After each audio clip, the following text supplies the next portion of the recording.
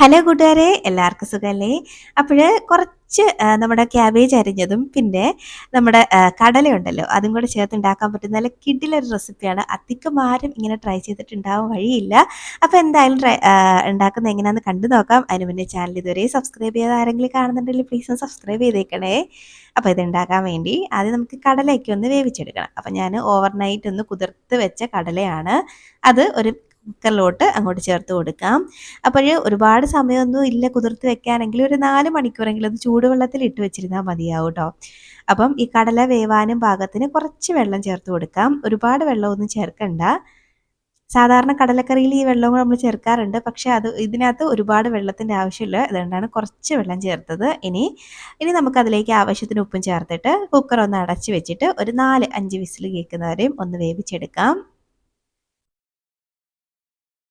അപ്പോൾ ഇതിൻ്റെ വെയിറ്റൊക്കെ ഇട്ട് കൊടുത്ത് ഞാനൊന്ന് അടുപ്പത്തേക്ക് മാറ്റുന്നുണ്ടേ. ആ ഒരു സമയം നമുക്ക് ഒരു ബൗളൊന്ന് എടുത്ത് വെച്ചിട്ട് അതിലേക്ക് 1 കപ്പോളം ഒട്ടും പുളിയില്ലാത്ത തൈര് നോക്കിയെടുക്കാം. അത് ചേർത്ത് കൊടുക്കുന്നുണ്ട്. അപ്പോൾ പുളിയുള്ള തൈര് ഒരു കാരണവശാലും ഈ ഒരു റെസിപ്പിക്ക് ഉപയോഗിക്കരുത് കേട്ടോ, ടേസ്റ്റ് ഉണ്ടാവില്ല.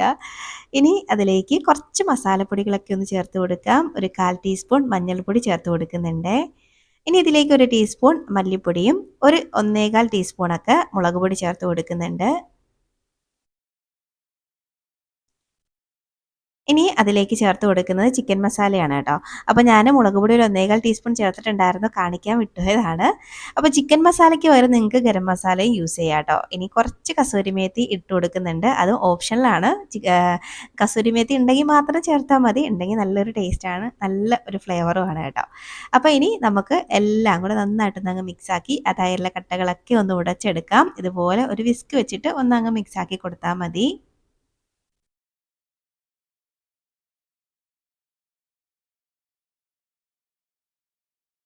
അപ്പോൾ ദാണ്ടെ ആ ഒരു കട്ടകളൊക്കെ ഒന്ന് മാറിയിട്ടുണ്ട്, എല്ലാം ഒന്ന് മിക്സാക്കി എടുത്തിട്ടുണ്ട്. അപ്പോൾ ദാണ്ടെ ഇതുപോലെ ഒന്ന് മിക്സാക്കി എടുത്ത് നമുക്ക് അങ്ങോട്ട് മാറ്റി വെക്കാം. ഇപ്പോൾ ദാണ്ടെ നമ്മുടെ കുക്കറിൽ അടുപ്പത്തേക്ക് വെച്ചിരുന്ന നമ്മുടെ കടലയും വെന്ത് വന്നിട്ടുണ്ട്. കടലയൊക്കെ നന്നായിട്ട് ഒന്ന് വെന്ത് കിട്ടണം കേട്ടോ. അപ്പോഴേ നമ്മളിങ്ങനെ തൊട്ട് നോക്കുമ്പോൾ ഇങ്ങനെ ഒന്ന് ഞെങ്ങി വരുമല്ലോ, അതാണ് പാകം. അപ്പോൾ അതുവരെയും ഒന്ന് വേവിച്ചെടുക്കാം. ഇതാണ് പാകം കേട്ടോ. അപ്പോൾ ദാണ്ടെ കടലയൊക്കെ ഒന്ന് വെന്ത് കിട്ടിയിട്ടുണ്ട്. അപ്പോൾ നമുക്കിത് അങ്ങോട്ട് മാറ്റി വെക്കാം. ഇനി നമുക്ക് ഷടപടേന്ന് നമ്മുടെ കറി ഉണ്ടാക്കാൻ തുടങ്ങിയാലോ. പെട്ടെന്ന് ഉണ്ടാക്കിയെടുക്കാം, ഒരുപാട് താമസമൊന്നുമില്ല. പിന്നെ സാധാരണ നമ്മൾ കടലക്കറിയിൽ ഉണ്ടാക്കുന്ന പോലെ ഈ സവാള വയറ്റൽ പരിപാടിയൊന്നും ഇതിലില്ല, അതുകൊണ്ട് പെട്ടെന്ന് റെഡിയാവും കേട്ടോ. അപ്പോൾ ഞാനിതിലേക്ക് കുറച്ച് ബട്ടറാണ് ചേർത്ത് കൊടുത്തേക്കുന്നത് പാനിലോട്ട്. അപ്പം ബട്ടറിന് വരെ ഓയിലോ നെയ്യോ ഒക്കെ യൂസ് ചെയ്യാം, ബട്ടർ ഉള്ളത് കൊണ്ട് ചേർത്തതാണ്. ഇനി അത് ബട്ടർ മെൽറ്റായി വരുമ്പോഴേക്കും നമ്മൾ കുറച്ച് ഒരു 2-3 വെളുത്തുള്ളി അല്ലി മാത്രം ഞാനൊന്ന് അരിഞ്ഞ് ചേർത്ത് കൊടുക്കുന്നുണ്ട്. ഇതിലേക്ക് ഇഞ്ചിയും പിന്നെ സവാളയും ചേർക്കുന്നില്ല കേട്ടോ. അപ്പം ഒരു 3-4 വെളുത്തുള്ളി അല്ലി എടുത്ത് ചെറുതായിട്ടൊന്ന് അരിഞ്ഞെടുത്ത് ചേർത്ത് കൊടുത്തിട്ട് ജസ്റ്റ് ഒന്നങ്ങ് വഴറ്റിയെടുക്കാം. നമുക്ക് ആ ഒരു പച്ചമണമൊക്കെ ഒന്ന് മാറി വരണം, അത്രയും മതിയാവും. ഇനി ഇതിലേക്ക് ഒരു തക്കാളി ഒന്ന് അരിഞ്ഞതാണ്, അതും കൂടെ ചേർക്കുന്നുണ്ട്. അതൊരു കുഞ്ഞു തക്കാളിയാണ് കേട്ടോ, വലിയ തക്കാളിയുടെ ആവശ്യമൊന്നുമില്ല. വലിയ തക്കാളിയാണെങ്കിൽ പകുതി മാത്രം എടുത്താൽ മതി. തക്കാളിയൊക്കെ നല്ലപോലെ ഒന്ന് വെന്ത് ഉടഞ്ഞ് കിട്ടുന്നവരെയും ഒന്നങ്ങ് വഴറ്റിയെടുക്കണം.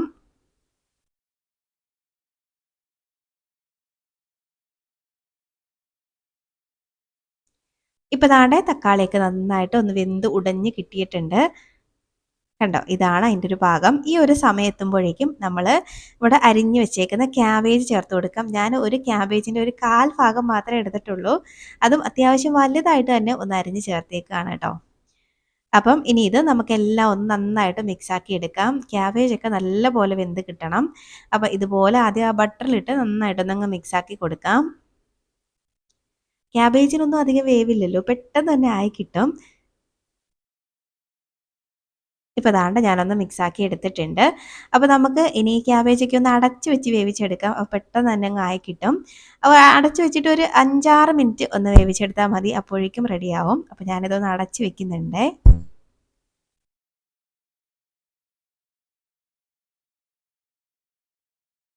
അപ്പോൾ ദാണ്ടെ ഒരു 5-6 മിനിറ്റൊക്കെ ആയിട്ടുണ്ട്. നമ്മുടെ ക്യാബേജൊക്കെ നല്ലപോലെ വെന്ത് കിട്ടിയിട്ടുണ്ട്. ഇടയ്ക്ക് ഒരു 2 വട്ടം ഞാനൊന്ന് ഇളക്കിയിട്ട് കൊടുത്തായിരുന്നു. കാര്യം നമ്മൾ വെള്ളമൊന്നും ചേർത്തിട്ടില്ലല്ലോ, അടിക്ക് പിടിക്കാൻ സാധ്യതയുണ്ട്. അതുകൊണ്ട് കുറച്ചൊന്ന് ഇളക്കിയിട്ട് കൊടുത്താൽ മതി ഇടയ്ക്കൊക്കെ തുറന്ന്. അപ്പോൾ ദാണ്ടെ ക്യാബേജൊക്കെ ഒന്ന് റെഡിയായിട്ട് വന്നിട്ടുണ്ട്. ഈ ഒരു സമയമാകുമ്പോഴേക്കും നമ്മൾ റെഡിയാക്കി വെച്ചേക്കുന്ന തൈരിൻ്റെ മിക്സ് ഉണ്ടല്ലോ, അത് ചേർത്ത് കൊടുക്കാം. അപ്പോൾ ഈ തൈരിൻ്റെ മിക്സ് ചേർക്കുന്നതിന് തൊട്ട് മുന്നേ ഫ്ലെയിം ഒന്ന് അങ്ങോട്ട് കുറച്ച് വെച്ചോളൂ കേട്ടോ. എന്നിട്ട് കുറച്ച് കഴിഞ്ഞിട്ട് നമുക്ക് കൂട്ടാം, അത് കുഴപ്പമില്ല. അപ്പോൾ ഇപ്പോൾ ഒന്ന് കുറച്ച് വെച്ചിട്ട് മാത്രം തൈര് ചേർത്ത് കൊടുക്കാം. ഇനി എല്ലാം കൂടെ ഒന്നങ്ങ് മിക്സാക്കി കൊടുക്കാം. ഇതുപോലെ നന്നായിട്ട് ഒന്നങ്ങ് മിക്സാക്കി എടുക്കുന്നുണ്ട്.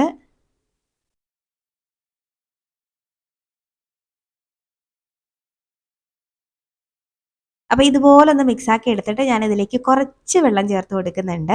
വളരെ കുറച്ച് മാത്രം വെള്ളമേ ചേർക്കുന്നുള്ളൂ. ഒരു 1/4 കപ്പൊക്കെ ഉണ്ടാവുള്ളൂ. അത് ചേർത്ത് കൊടുക്കാം. ഒരുപാടങ്ങ് ഗ്രേവിയോട് കൂടി കറിയൊന്നും അല്ല കേട്ടോ ഇത്. അപ്പോൾ ദാണ്ടെ 1/4 കപ്പ് വെള്ളമേ ഉള്ളൂ. അത് ചേർത്തിട്ട് വീണ്ടും ഒന്നും കൂടെ അങ്ങ് മിക്സാക്കി കൊടുക്കാം.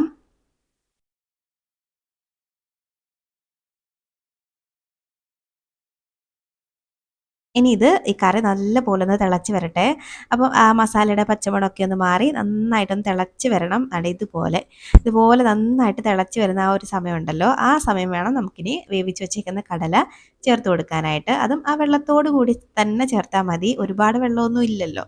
അപ്പോൾ ഇനി നമുക്കൊന്നും കൂടെ അങ്ങ് മിക്സാക്കി കൊടുക്കാം. ഇതുപോലെ ഒന്ന് മിക്സ് ആക്കിയിട്ട് ഇനി ഇതിലേക്ക് നമുക്ക് ആവശ്യത്തിനുള്ള ഉപ്പും കൂടെ ചേർത്ത് കൊടുക്കാം. നമ്മൾ കടല വേവിച്ച സമയത്ത് കുറച്ച് ഉപ്പ് ചേർത്തിട്ടുണ്ടായിരുന്നു. അപ്പോൾ നോക്കിയിട്ട് വേണം ഉപ്പ് ചേർക്കാനായിട്ട്. അപ്പോൾ ആവശ്യത്തിനുള്ള ഉപ്പ് ചേർത്ത് കൊടുക്കുന്നുണ്ട്. ഇനി വീണ്ടും എല്ലാം കൂടെ ഒന്ന് മിക്സ് ആക്കി കൊടുക്കാം.